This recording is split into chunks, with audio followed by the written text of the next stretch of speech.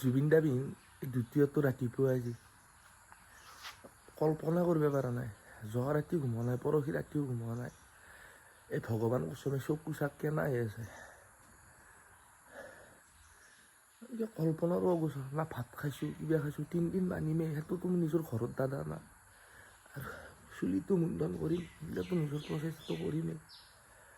কিন্তু মানুহটো একবাৰ শেষ বিদায় দি আহোঁ। আজি আহি পাব আৰু আহি পাৰছি 5:30মান বাজিল। 7টাত আহি পাব গুৱাহাটী। যাওক বাৰু, যিটো মানুহ গোটাই সেন্তি দি গেল। গণিত ইংলিছটো চবেই পঢ়ে, সমাজ অধ্যয়ন পঢ়ে, কিন্তু জীৱন কোনে পঢ়িছে? জুবিন দাই পঢ়িছে। জীৱনৰ লেচনটো কোনে শিকাইছে? জুবিন দাই। সেইকাৰণে জুবিন মানে জীৱন, আৰু জীৱন মানে জুবিন। যাওঁ বোলো তাকে গেলি কি মুখে কেনেকৈ যাম। আৰু এই ভিডিঅ'টো বনাইছোঁ যদি শিৱ বা মা দেউতাৰ ওপৰত এই স্মৃতি এটা, যেতিয়া গেলে নমৰো, তেতিয়া গেলে চাম এইটো ভিডিঅ' যি একদিন হয় আমাৰ জুবিন দা আছিল। দুখ পাৰিম বহুতো, যি এজন আছিল মানুহ, তাক নিজৰ জীৱনত চাই বেছি ভাল পাইছিলোঁ।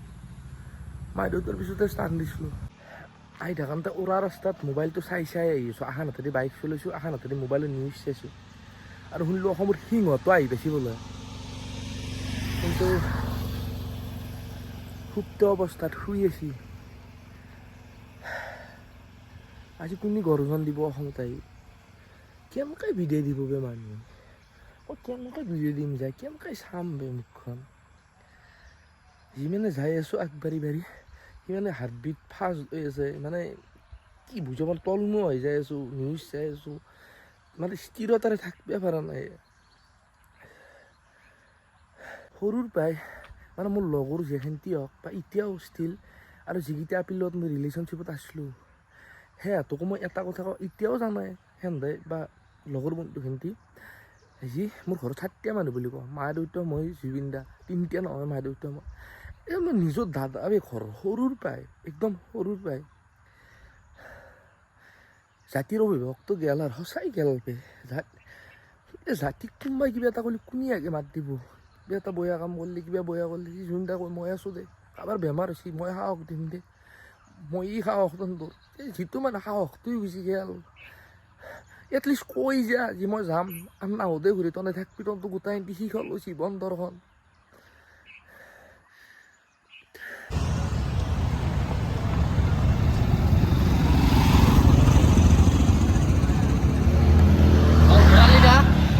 Yok.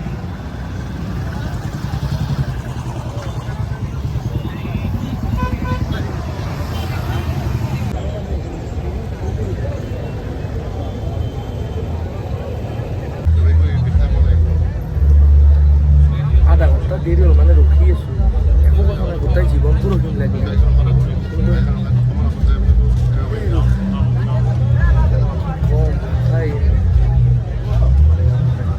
এ দেহার মূল্য নাই, ওরা দিলে হইবে ছাই। এ দেহার মূল্য নাই, ওরা দিলে হইবে ছাই। প্রাণবায়ু ছাড়িয়া যাইবে, নদীর কূলে হইবে বাসর অন্তিম কালে। নদীর কূলে হইবে বাসর। তাতে ৰখাত ধৃষ্টতা মোৰ নহ'ল। ইয়াৰে মানুহটোকে এম্বুলেঞ্চ এখনত লৈ গৈছে, পিছফালে লাখ লাখ মানুহ। এই দিনটো আহিব বুলি সপোনতো ভবা নাছিলোঁ। আৰু যদি কেতিয়াবা আপোনালোক কোনোবা সোধে জুবিনে কি আঁকিছিল, জুবিনে নিভাঁজ মৰম আঁকিছিল। আজি লক্ষ লক্ষ কোটি কোটি মানুহ ওলাই আহিছে না ৰাস্তাই ঘাটে চকুতে। এই মৰম কিনিব নোৱাৰি। জুবিন দাক সদায় পাৰিব। তো তাৰ পৰা মই আহি পেলাই আমাৰ গুৱাহাটীৰ ঘৰ, মানে কি মোৰ তাতে থকা ধৃষ্টতাই নাই। একদম জেনুইনলি কৈছোঁ, মই নৰোঁ আৰু একবাৰ চাবা মানুহটোক। সেইকাৰণে একে গেলি ডাইৰেক্ট আহিলোঁ। ইয়াতে আমাৰ সুকুমাৰ দা থাকে, আমাৰ এই বৰপুল্লৰে মোৰ দাদা হয়। মানে ই থাকে আমাৰ ঘৰত, আৰু থাকে বেলেগ মানুহ। চ' সুকুমাৰ দা তইতো বহুত ভাল পাইছিলি, কিবা এটা কৈ দি। যেতিয়া কলেজত গৈছিলোঁ, জুবিন দাৰ তাতে গান শুনি যাওঁ। কি ক'ম এতিয়া, কথা কৈ থাকিলেতো আকৌ মানুহে দুখটোতে হেৰি নহয়। তৰল এখন নাই আৰু কি ক'ম, অসমত তৰল এখনেই নাই।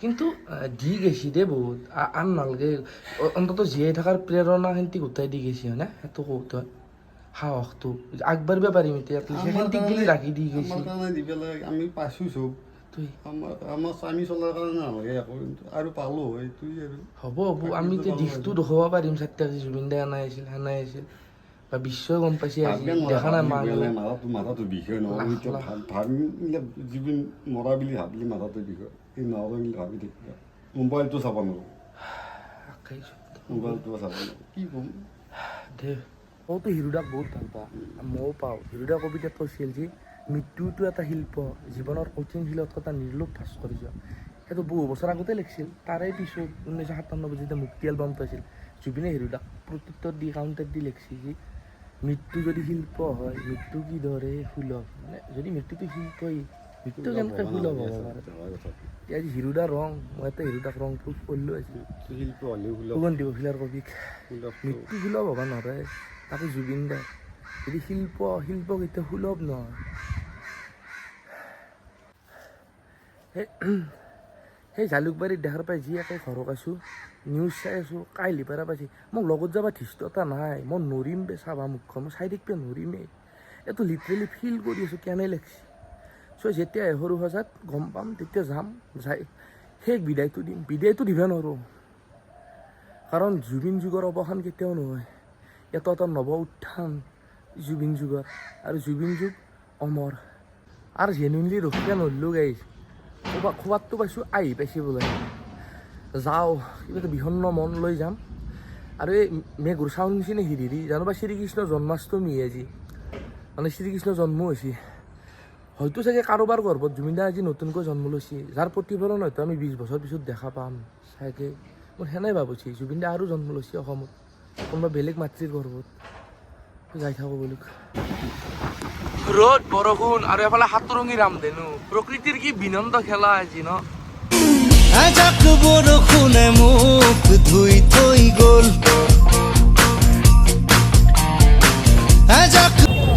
আৰু সপোনতো নাভাবা জেগাটো আহি পালো মানুহ বুলি একো নাই চবেই অন্তিম শ্ৰদ্ধাঞ্জলি দিবে আহিছে দাদা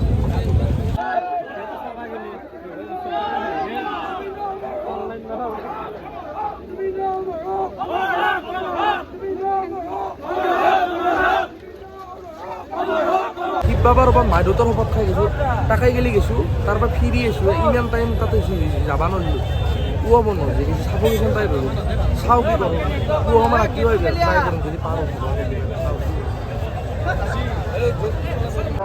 এতিয়া ৰাতিপুৱা 8:30 আৰু আজি ওলাই পাই আজিতো দৰ্শন কৰি যাম কালি গেম খাই নহয় লাখ মানুহ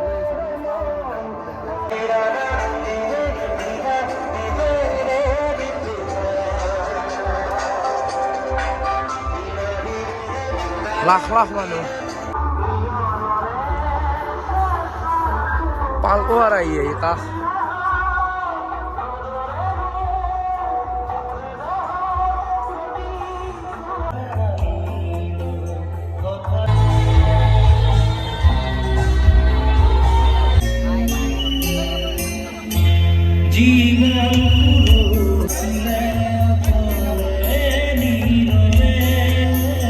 কথা ক'ব পৰা ষ্টেজত নাই ওলাই আছোঁ জুবিন দাক হাই আহিবি দে কাৰণ এই দুখত ইমান মানুহ দিয়ে দিলে আৰু মানুহটো আপোনাৰ শান্তি নাপায় জুবিন দাক দুখো খুব মায়াবিনী ৰাখিৰ বুকুত দেখা পালোঁ তোমাৰ ছবি